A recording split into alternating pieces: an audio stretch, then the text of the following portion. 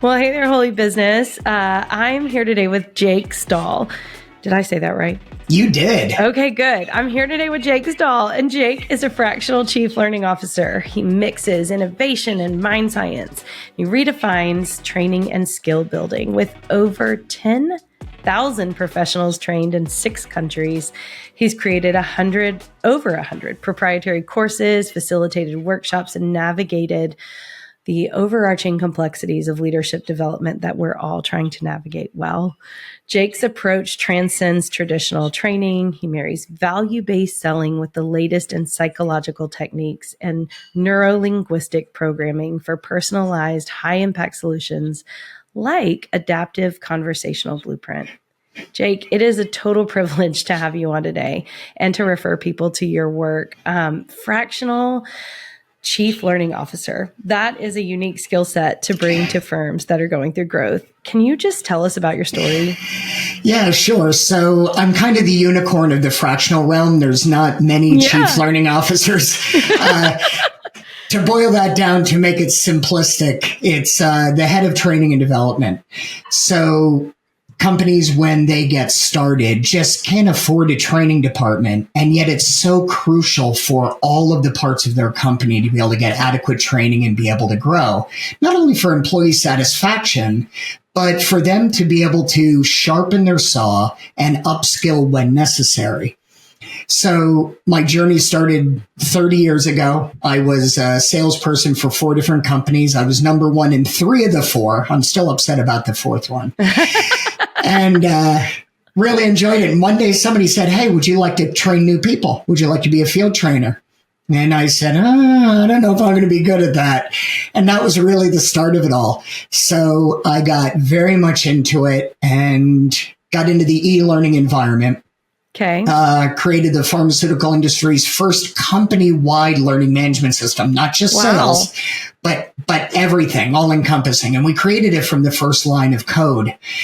So it's been a fun process. It's been a great life. And I'm just truly blessed to be here with people like you, Candace. So thank you. That is really cool. And I also, reading your story and when you and I first connected, one thing I noticed about your story, and you have such a beautiful transition. You keep growing and you keep learning new things and bringing in e-learning just in time, really. You were ahead of the curve. You also have a story that is very much rooted in renewal and not giving up. How do you work with someone or a team who is stuck? We're conditioned to get stuck, Candace. And what winds up happening is if we look at our self-talk, we're actually almost programmed to get stuck because it's so much easier for us to think negative about ourselves and use words like I should have done this versus I could have done this, that we feed into our own cycle. And I think all of us have it in a company that once one person gets stuck, it's not just that they're stuck, but they start to pull other people into their stuckness. And it's not intentional and it's not malicious. It's just human psychology. We tend to gravitate towards the strongest opinion in the room. And sometimes that strongest opinion is just stuck in a cycle. And that's okay. And just the loudest one. Right, exactly. So they always say the squeaky wheel gets the most grease. And, the squeaky wheel is oftentimes the first to fall off. That's great. Right? So when I go into a company and they're stuck, one thing we do is level set. Let's just take a step back and see what it is. And the funny thing is, over 90% of the time, I find it's just the way we communicate with one another. Just the way we talk and we perceive. And most of the time we start there. How do we just better talk to one another? Wow. That is really profound. So it's interesting because I think when people hear Chief Learning Officer, they think about program development, and you've done a lot of that. Mm-hmm. But even going in, and there is a fair amount of coaching, it sounds like, on the front end and relationship building. There is. And, there are certain parts that need it more by default, and there are other parts that need it more that people aren't as aware of. And I'll give you an example. Usually a company has a sales team. and we're all driven by revenue, right? We all need to put money in the bank. So what I find happens is higher ups in a company will say, well, you're a salesperson, just sell. But nobody treats other parts of the company like that. Nobody goes to the CFO and says, hey, you're the finance guy, just finance. Or you're the CEO, just CEO. Yeah. They're aware that all of these people need continuing education, and yet nobody looks at the salesperson and says they're getting beat up every day, they're hearing no constantly, they're not getting refresher courses on our products. Why aren't they doing better? And the reality is we typically don't treat the sales group or the sales leadership group the same way we treat other groups in a company. That's true. Like you're just come in and do what you know to do. Right. And then we further compound that by taking our best salesperson and saying, I don't have any management, so you're going to be the manager. And then now you have a new manager. That's my favorite thing personally in all fields. You're technically good at your job. Lead people. Yeah. Yeah. And then they say, well, just lead. And it's not as simple as that. If it were, bookstores wouldn't be littered with books on how to lead. Yeah. You know? I totally agree. So you go in, you're starting to work with this company, and you're their new fractional CLO. Tell me what your goal is when you begin working with a new team. Kind of where do you start? Well, my first goal is to link up marketing, customer experience, and sales. Because one of the unfortunate things I see when I go into a company is that those three groups are siloed. And yet they are so linked for customer success. It's a shame that they're not talking to each other. So the first thing I do is get those departments together. And then we get direction from the CRO, the COO, the CEO. Where do you want to be in a month, 3 months, a year? What does your fourth quarter look like? You know, and we start to pull all this data together and we say, what makes sense based on your company's demographic, based on the customer you're looking for? You know, is it something where they're going to need a ton of services? Is it overcomplicated? So do we really need to upscale our customer experience people? Yeah. Or is this a transactional sale where you need to sell 300,000 this year and customer experience is just for returns or, you know, just a quick question on how to turn it on and off? So all of it has to do with how people interact. What makes me sad, Candace, is when we turn these things into processes and we don't allow them to evolve because it's all been written on paper and it said, this is how you do it. There's nothing in life that we treat like that, Candace. We never say, this is how you eat lunch each day. We eat lunch at varying times. We have varying menus. Sometimes we skip lunch. Yeah. So, you know, when things become a formalized process and they lose their ability to evolve is when things break down. It's funny you say that because I was just working with a team and they like to make manuals. And so best practices are great. They tell people kind of a general roadmap. Yes. But I was like, can we stop printing them? Can we have them as a reference guide and a cloud-based server somewhere? But can we stop printing them? Because that is like a tombstone that will exist forever. And you're going to evolve even in the next 3 months, you're going to tweak this thing you just made. So it's funny. It's great to hear you say that because I always wonder how other people approach that. And it's really cool to hear your insight on that. Well, and I appreciate you saying that they are needed, Candace, because I didn't mean to imply in any way that they weren't needed. So thank you for clarifying that. All of these things are needed. It's when it becomes so baked and stern and regimented that it starts to fall apart. Yeah. That's such great insight. So tell me a little bit about, a hype story, a success story you look back on and you're like, that was fun. That was fun to get that done with that team. I will tell you that I've had a number of those, and I'd like to talk about a success with one person that was just huge. There was a gentleman I coached who was with a company for probably 13 years. And he had never been a top salesperson.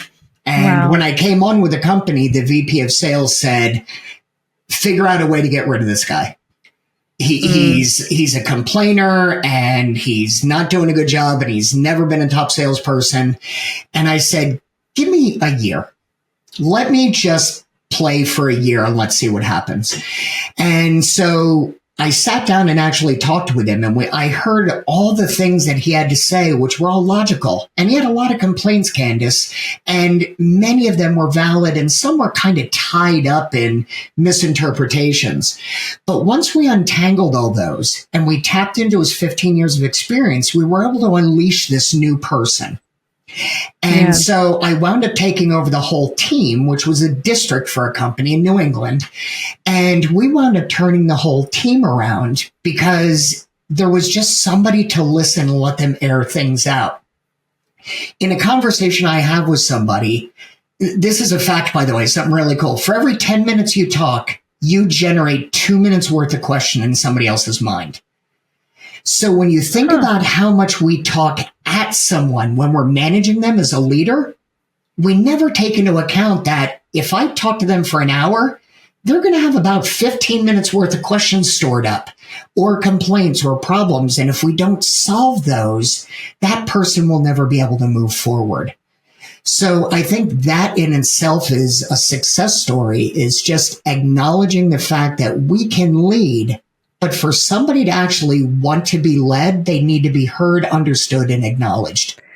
That is such a critical piece of information. So for 10 minutes of talking, someone will generate 2 minutes of questions. Right. And this leads into an ugly hole, because think about this.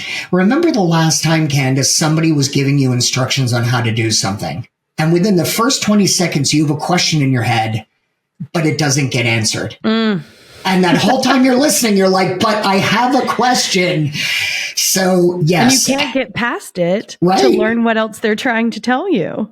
Exactly right. I coach public speakers all the time, keynote speakers, and we talk about this, that when you're 10 minutes into it, you have to get an interaction from your audience. You have to check for questions, or else you're going to have some audience members you just lose. Yeah. No, that makes complete sense, but it's such a nice tangible to give that metric of time. Yes. And I've been in rooms, definitely. I've been the recipient, and I'm definitely been the deliverer of too much information without time for questions. We all have. Nobody's innocent. You have it so framed up in your mind. You want to just hit the bullets. Yes. Yeah. That's amazing. Now, how often, as you take on these teams, and it sounds like you've had some real successes in working with individuals, I think it's really beautiful that you focus on the individual successes, because that's a life changed.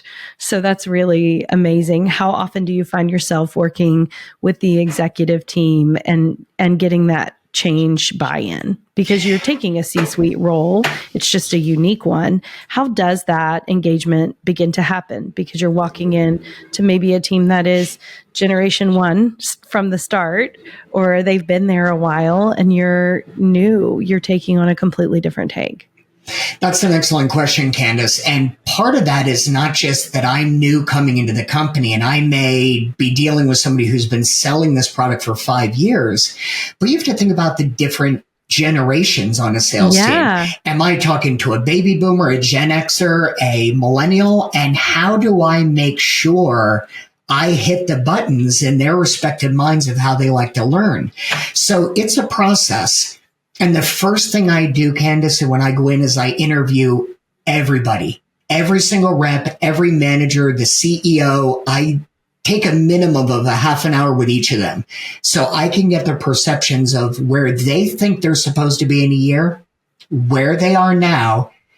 And since I have certifications in neurolinguistic programming, you really tune in on what people are saying and how they say it. So I get 2 different things out of my conversations. One is where they think they need to be, and 2 is where I think they need to be. Wow. And then we have that meeting when we're done and we say, these are the 2 observations I made. This is where we're going to go. And at that point, I attempt to get buy-in. And I will say that getting buy-in isn't hard if you have a smaller company or a startup. The buy-in is tough when you have a corporate monolith. Like I've worked for Fortune 500 companies, and getting buy-in there is horrible. But a startup, Man, startups are like, you go. Let's just get this done and make revenue. So let me ask you this. When you work with someone and you're going for that buy-in, we know now Harvard just released an article not that long ago about self-awareness, and not everyone has it. And the numbers were kind of staggering to me. But what do you do when you don't get the buy-in? Because that happens sometimes. You can. And here's another place where NLP, neuro-linguistic programming, comes into play is you try to get people to think about things from different perspectives. And let me give you a great example. If we think about the last big, horrible decision we made, we look at how we decided with that problem. And I can see your eyes going, so I can see you thinking about that decision that you made, right? So we think about things in visual, auditory, or kinesthetic senses. And a lot of times when we make a bad decision, we leave one of those out. And the part about making a great decision is including all of those modalities. So my challenge when I get people to think about this and come to this self-awareness is to get them to think about it in all three modalities. And I do that by asking questions that guide them down that road. And 9.9 times out of 10, Candace, they come to it on their own. I learned a long time ago, if I try to convince somebody, it's going to fall flat. But if I let them think it through on their own with my guided questions, they come to the answer themselves, and then they're more bought into the process. That's really good insight. I think it's exciting to go in and know that you're coming in to help people. And it sounds like a lot of the teams you work with, the leadership is really great at level setting what you're there to do. And that helps. But that neuro-linguistic process is fascinating. How did you fall into a passion with that? I grew up in an environment where kids were to be seen and not heard. My dad was a very prominent businessman, so I sat in on a ton of meetings all over the place and just got to listen. And one thing that fascinated me, Candace, and this is a slight tangent, is I was always fascinated by the question, how are you? Yeah. It's a question that doesn't really look for an answer, right? And if somebody does give us a long-winded answer, we're like, I didn't want to hear that. You were just supposed to say, fine, thanks, how are you? So I was always fascinated by the fact that we're so preconditioned with that response. And as I got more into sales, I started to see that using sales scripts, using a methodology can be great in some cases. But when that script or that methodology starts to fall short is when you're required to adapt to another person as they're speaking. Yeah. And that led me to my degree in psychology and getting certifications in neuro-linguistic programming. It just gives you a little bit more of a peek into the head of people and how they make decisions and why they make decisions. And that's why when I coach a sales team, we don't just talk about, hey, here's the verbiage you use or here's how you answer objections. We teach that there are no objections. It is a person with a valid concern, and we need to listen to what the deeper concern is. And to kind of spell that out, here's an example. There's nobody on the face of the planet who has ever wanted to lose weight. And yet you hear people say it all the time. People don't want to lose weight. They want their back to stop hurting. They want their knee to stop hurting. They want to look better in a swimsuit. They want to get complimented by their significant other. But that's their end goal. But as salespeople, we often hear, I want to lose weight. And we go, oh, that's the problem. And we try to solve it. Oh, yeah. You know what I mean? Yeah. So with NLP, it kind of teaches you to listen deeper and ask better questions to be able to get to the true root of what their problem is. No, that's such great insight. I think culturally we do a lot of band-aiding instead of, treating symptoms instead of the problem. So that's really, that's really great insight. Tell me, you mentioned that in your story when we were talking that you have this favorite phrase. And I just love it so much. And hearing your enthusiasm and your energy for what you do, I see it. I can see you using it with teams. But you said, don't give up before the miracle happens. Yeah. And what would you say to someone who is feeling at listening today, like their wheels are spinning and there's no traction in the business or in the team or with that person they're giving up on staff, what would you say? One thing I say to people is we often frame ourselves in the way of our long-term goal. I want to be a millionaire. I want to have 40 clients. And what we tend to ignore is the little steps it takes to get there. And somebody said it, I forget who, but they said something about the overnight success often ignores the multiple failures that took to get there, everything that precedes it. And I really mangled that saying. But you nailed it.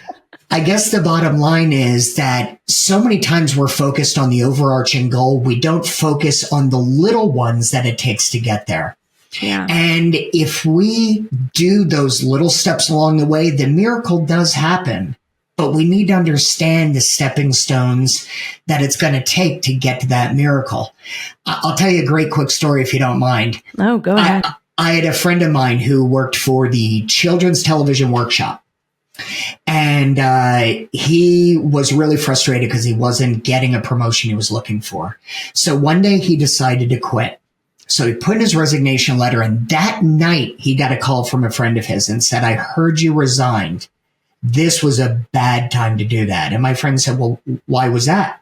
He said, "Tomorrow they were announcing your promotion to vice presidency." So it was one of those things where he was doing everything it took to get to that spot, but he wasn't giving it the time it needed. Oh, and man. I think we often get in our heads, I need this by July 1st. And what doesn't happen by July 1st, we go, oh, it's never going to happen. But if we look back on our lives, Candace, we see how many events that have taken place that were so amazing and at totally unexpected times. And your future is going to be the same thing. So don't quit before the miracle happens means take every step you're supposed to take before the miracle, and it'll happen, but celebrate those steps. Oh, that's so good. Celebrating steps is really hard when you're in, especially when you're wired as a visionary leader and you're looking this far down the road. 100%. And I struggle with it myself. Go ahead. Sorry. No, I said I struggle with it myself. Yeah, I was going to say, we've been talking about vision a little bit on the podcast. Yeah. And with that, how do you balance those things of the small steps with the vision? I think my small steps I set up as successes. So if I want to get, let's say, 30 clients by the end of the year, after I get each client, I celebrate like a mini victory. And I have an overarching goal on my computer. And I'll tell you, one of my secrets, one of my vision secrets is I figure out the goal I want to make for the year. And then I write myself a check from my business for that amount. And I post it on my computer so that every day I look at that check I wrote to me and I say, that's where I want to be at the end of the year. So great. And then I figure my way back of what do I need to make happen to have that work out. And I don't want to give the illusion that I mastered this process. I have my doubts just like everybody else does. But I think keeping that vision in your head and honestly putting it out to God, I think you're really setting yourself up for success. And sometimes that success just takes time. No, that's so great. I don't know if you've read The 12-Week Year or seen that. No, but I haven't. That is, Brian Morgan and Michael Lennington put it out, but it's a great book and you can buy a workbook version, one to read. They have a 12-week planner, but it's really about that 12-week goal setting piece and all the research behind how those baby steps can build big successes at the end of the year. I love that you have to look at it on your computer every day. It's funny. I often look back at things that were decided or clients that I took that I thought I need to take this and get going. But then when I look at it in 6 months, I think, man, if it weren't for taking that step, I wouldn't be here. So I try to judge my future by retrospective successes so that I can try to keep this all in perspective. But in my opinion, perspective is everything. As soon as we lose that, we get way off track. It really is. It really is. And that is something I think, especially if you're a leader like at the top level, it can feel very lonely, and perspective can feel very much like an internal mental game that's super lonely. So who do you, as a fractional support member, who do you lean into when it comes to fighting negative perspective? I once heard a public speaker say that you are the sum total of the 5 people you talk to the most. Yeah. So I have my circle of 5.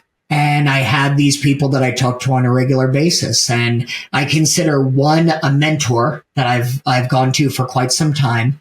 And I consider the other 4 kind of a counsel. And one rule that we have is that when one of us calls the other, before we even say hello, we actually say, are you going to want feedback or do you want me just to listen? Because sometimes you want to hear suggestions and other times you just want to unload. You are not there yet sometimes. Yeah. Right, exactly. So my suggestion is people get their council of 5. And all 5, here's the secret to me, Kansas. All 5 of those people should have as much interest in success, your success, or more than you do. If they don't belong in your council. But those people should be thrilled to hear from you. You should be thrilled to hear from them. And you should root for them more than you root for yourself. You get 5 people like that, I think the sky's the limit. That's fantastic. So you have your 5. Everybody's got to get their 5. Everybody needs their 5. Got it. Now, additionally, I asked you about your favorite scripture, the scripture that kind of guides what you do. And you listed 2, and there's some of my favorites as well. I was going to read them, and Please then I do. want to talk about them a little bit. Yeah, go ahead. Okay, so first is Joshua 1:9. Be strong and courageous. Do not be afraid. Do not be discouraged, for the Lord your God will be with you wherever you go. And then Psalm 18:32. It is God who arms me with strength and keeps my way secure. Tell us more. Well, I don't mind telling you that for part of my life, I was more of an atheist. And I believe that, I was kind of that force of one in that island. Yeah. And probably about 7 or 8 years ago, I was converted to believing in the Lord and God and everything else by the woman that I married, who I'm currently married to. And it was a long series of events I won't bore you with. But in my opinion, you need that overarching belief and you need to have that faith that something is out there helping you and guiding you. And what I found was when I talked to God and Jesus more, I found that better things happened. But conversely, I found that when I was tested, I actually saw the reasoning behind it. I saw the strengthening that I needed to happen due to that event. Sure. And Candace, I had a life-threatening event 10 years ago that I needed to get through. And at the time, I really fell into despair and felt sorry for myself. And I lost everything. And I look back on it now and I think if I never went through that, if God hadn't given me that trial, I wouldn't be where I am right now, which is the happiest I've ever been. And I'm 57. So to me, knowing that God is there and Jesus is there and they've got my back makes me braver to take on things because I know they're not going to let me fall. And if they do, it's to teach me a lesson to make me stronger for whatever the next thing is. So good. I also love that the writings of Joshua and David, they're such relatable biblical figures. And yeah, they are. And really, David especially, because I needed someone to write some angry psalms, honestly, to know that it's okay. The Enneagram 8 in me struggles so hard sometimes. But yeah, I hear you. Despair, anger, overcome, and just God honoring the whole time. I always tell people if they're having a hard time with that, just go to Psalms. You'll find something that feels very much like how you're feeling now, and you'll know David made it. You'll be fine. So I appreciate you sharing that. And I really think any of the scripture, and there are so many about be strong and courageous, but that is such a great one to lean on. And as a leader, that can feel very hard some days when you have to suit up every day and go face whatever you're facing and whomever you're facing. It's funny. I married a woman who is very placid. She is in a good mood all the time, and she needs to almost have permission to be angry about something. And I constantly tell her, it's okay. You can get angry. Nothing wrong with that. And it's just interesing. So yes, I agree with what you say. It's funny too how we marry those people that will be the other side of us. I love. Oh yeah, yeah. So you mentioned value-based selling in your bio. And when I work on org structure with an organization, when we talk about growth strategy, I am constantly surprised by how far they go without giving clarity to their vision and values and really formulating something more formal. And we've been talking about vision a lot. How do you find vision and values impact teams when you're working with them?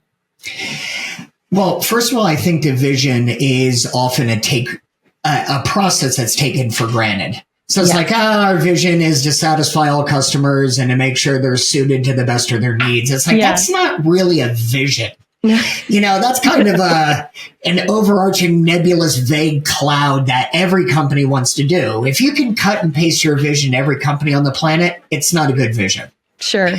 So I think part of that is where we tend to fall shy. And then I think the values are pretty similar, right? You want to instill value in kind of four ways. You want to solve a dream outcome. You want to increase the customer's perception that you're going to be able to help them. You want to provide your product in a timely way. So as soon as that customer pays their bill, they're seeing value. And you want to reduce their stress and their the amount of effort they need to put into something. Yeah. So I don't think the value statement is tough to come up with. I just don't think a lot of companies spend the time. You look at Amazon, and they spend so much time on their value statement and so much time in providing value to their customers. It's no wonder they're huge. And inevitably, if I talk to a sales team, I can tell by the way they sell their product that they just don't have the value statement down. So in my opinion, and this marketing isn't my area, but in my opinion, before you even get to selling, you need to work with your marketing department to get that value statement and that dream of the customer down pat. Because if you sell to anything else, you're going to lose. No, that's really helpful to hear, because it is interesting to hear how specific teams interact with that. So when we're looking at it from an HR perspective, the value should be where the interview questions come from, because your value is different than other companies in your culture. And you want to make sure you're interviewing people that are going to support those values. So to hear how that impacts the sales team with the language they use and the way they interact with the client or the customer, that's something that's important for people to think about as they look at vision, because a lot of times they'll hire their first salesperson before they write that vision. Yes. And this goes back to what we talked about earlier, Candace, is that if sales isn't talking to marketing, where's your messaging coming from? Yeah. They're just writing their own copy out there, free in the wind. Exactly. And it's funny because I'm working with a marketing person right now. We're going to co-author some papers, and one of them is going to be the misconceptions of marketing and sales. Marketing thinks this of sales and sales thinks that of marketing. And that's why their heads clash.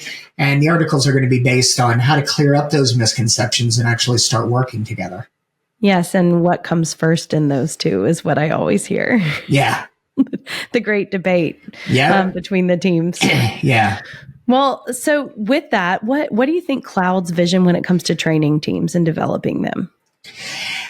I definitely think time to training is something that clouds people. I will go into a company a lot of times and they'll say, I need this team up and trained in a week. So the trainer has to figure out a way to make all that happen. And what happens then, and Candace, I'm going to make a statement that may be controversial, but I think training has gone downhill. We've gotten to the point where we say, okay, you watch 3 videos on your LMS and you passed a multiple choice test, so you're officially trained. But training is more than learning. It's about retention, proficiency, assimilation. And I think we've gotten to the stage where companies are so busy marketing training as a subscription service, and we can jam 500 courses on your LMS. That's not training. And neither is putting a PowerPoint slide up and having somebody read them word for word. Sure. I think we need to reevaluate what the word training means, because that to me is the number one cloud when it comes to training a company. Is what does it mean? What do you expect to get out of it? And realistically, how long is that going to take? So once again, defining the goals and vision of something you're doing. Yes, No, exactly right. That's actually really interesting, because that is a great debate. That is a great debate right now. And there's so much with AI and software that is available. How much can we leverage that? But also certain things are not replaceable is what I'm hearing from you. Yeah. And, you bring up an interesting point with AI. I am all in favor of AI. But here to me is, again, where we have an issue is you're deciding to substitute an AI for a solid trainer, somebody who's got a great background, and you're relying on AI to write all your sales messages. But again, selling isn't scripting. It's an adaptation process. So if you want to use it to start messaging or to come up with taglines, awesome. But if you're using it as your main sales message, like on LinkedIn is a great example. How many DMs I get per day from people just spewing out AI and marketing automation? I just want to block all of them. Sure. Same. And so I think AI definitely has its place, but as a solid trainer with a great reputation, a strong background, it's going to be tough to replace that with an automation. So it's a tool more than the replacement. Correct. It's a tool. It makes you a better threat. But Jake, it's been amazing having you on. Thank you so much. How can someone reach out to you if they want to connect? So there's only 2 ways. I'm not huge on the social media, so you can hit me on LinkedIn as Jake Stahl, or you can find me at my website, which is jakestahlconsulting.com.